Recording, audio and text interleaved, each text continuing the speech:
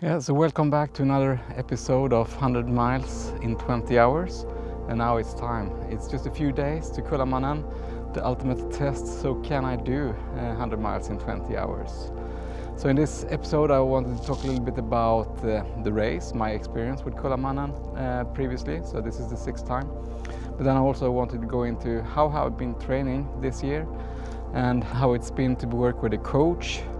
And then finally, a little bit what are my expectations of the race and the strategy for the race. So stay tuned. So this is my 6th time at Kullamannen. Every year that you finish, you get a ring. After 3 years, you get a golden ring, and the 5th time you get a diamond ring. So I have all the rings now. So my motivation this year needs to be different. So that's why I set up a goal of running it in 20 hours. Yeah, so Kullamannen used to be a very brutal race with up to 80% DNF rate the first couple of years. So it's a very different race these days. It's a very runnable race, and since UTMB took over, it has become probably the most runnable race of them all on the UTMB circuit. And that's why I believe 20 hours is doable, but it's a little bit stretched for me because last year, which was my PB, was 23 hours. So still a remarkable improvement. Kullamannen is also pretty flat, which suits me well. I'm not like a mountain runner, I live where it's very flat. The hard part is maybe perceived to be the beginning because you do 2 laps where it's a little bit more of elevation and it's more trail, but actually I think the last part of the race, which on paper seems to be the easiest one, it's very flat, but that's kind of mentally taxing, just running along the coast endlessly. And one of the reasons why the DNF rate is still kind of high probably because the darkness that we have here. So the night is maybe 14 hours of darkness. So the top runners, they will barely see daylight actually. You should not underestimate Kullamannen. Anything can happen. In January 2024, I set up all the goals for the year. And the overall goal is always to have fun and longevity and that, but then it's always great to have some measurable goal as well. So I said that I would do Kullamannen in 20 hours. What have I been doing in terms of training for this last year? So first of all, I contacted Christian, so he's my coach. I would say the training philosophy is no rocket science. I knew all the theory before. So essentially what we have done and worked a lot with is like Tuesday and Thursdays is different types of thresholds. And in the weekend you have a long run, and in between you have recovery days, some strength training, and at least 1 rest day per week. So that's kind of the basic principle. It's no rocket science, it's very straightforward. I think what really have helped me having a coach is to execute this. So especially the hard days. So how do you go about doing this without getting injured? If you overdo the hard days, you get physically injured or you get mentally burnt out from those hard workouts. So we kind of eased into it. So instead of going out of my comfort zone, I kind of been stretching my comfort zone to include those, I would say, more controlled thresholds. You should always have like 1 interval in reserve when you finish the session, so you are ready for the next day. Historically, when I started to do more speed training, I always got injured, or I never thought it was fun, but I kind of came to like it as well. So that's very important, because if you don't like it, then you're not going to do it. Expand your comfort zone, so to say. I think that's the trick, and that's really what we've been working on. And that's why it's really good to have a coach to help you execute those strategies, and because the theories are not that complicated. And so another benefit of having a coach is also being part of a community, a training group, where you can exchange ideas, get inspired, etc. And we have had some training camps. 2-3 weeks ago we went to Kullamannen and ran some of this race course, and so that's very beneficial. I think also when you have a coach, you get a little bit more accountable. Maybe the downside would be that you feel that you have to do the session and so on, but I think that's very important. Another learning as well, you need to adjust based on how you feel and communicate with your coach and say that today I'm not feeling so well, so maybe you can shuffle it around a little bit based on life constraints and so on.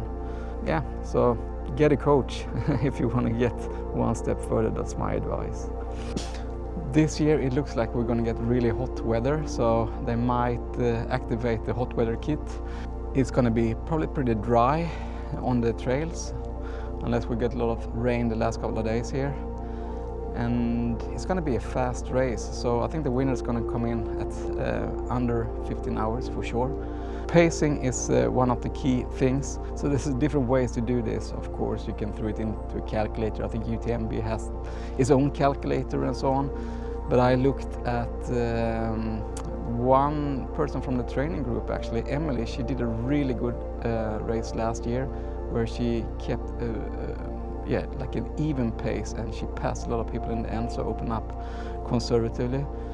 So that's what I will try to do. I actually copied her plan, and that would take me in at 19 hours if I have, a little time to spare, because I felt like last time I was running GAX, I missed the 20 hour by 20 minutes or so, and that was partly due to I was not aggressive enough in the beginning. So giving me a little bit more time to spare in the end would probably be good. I think at GAX again, my lessons learned was that even if I was kind of efficient, I think I still had 1 hour more or less in the aid station. Okay, so every time you stop for changing shoes or whatnot, and you mess around with refilling sports drink and so on, it takes some time. So in and out quickly. So energy is one of the key things as well for making the race very successful.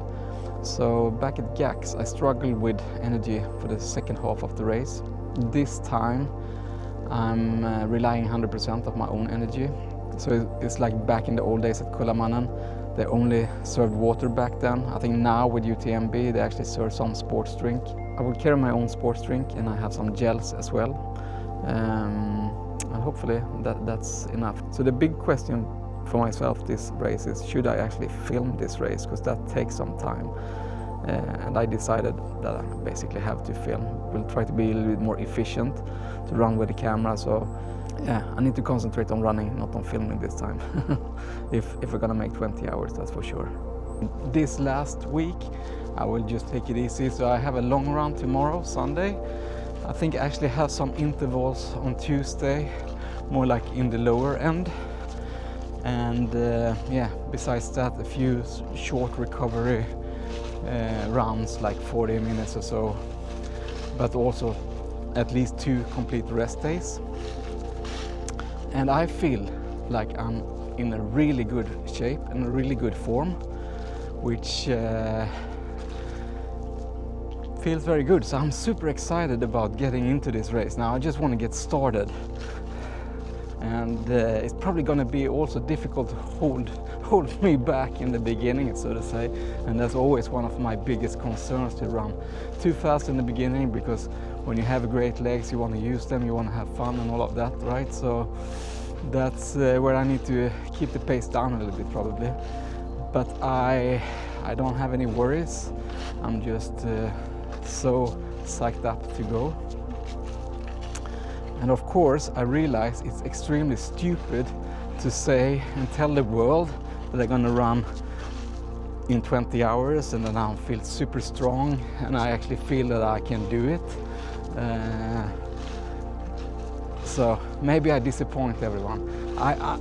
No matter what, I'm not gonna be disappointed, because I gained so lot during this last year running. I developed a lot as a runner, and sometimes you might not have your day, but I hope for a good day, and I hope I can break 20 hours. So I know a lot of runners out there, they are anxious and they are nervous, and it might be the first time they're running, so they have a lot of questions and doubts in their mind. I mean, that's part of the race, is all the excitement leading into the race. So I just wanted to give a few advice, or just one advice actually, to everybody that might be a little bit anxious for the race, if it's the first time maybe. So fear not. Fear is the mind killer. Remember that. Fear is the mind killer. Just go out, positive attitude, and enjoy. It's gonna be great. So see you out there in a week, and put on a big smile. That's all you need.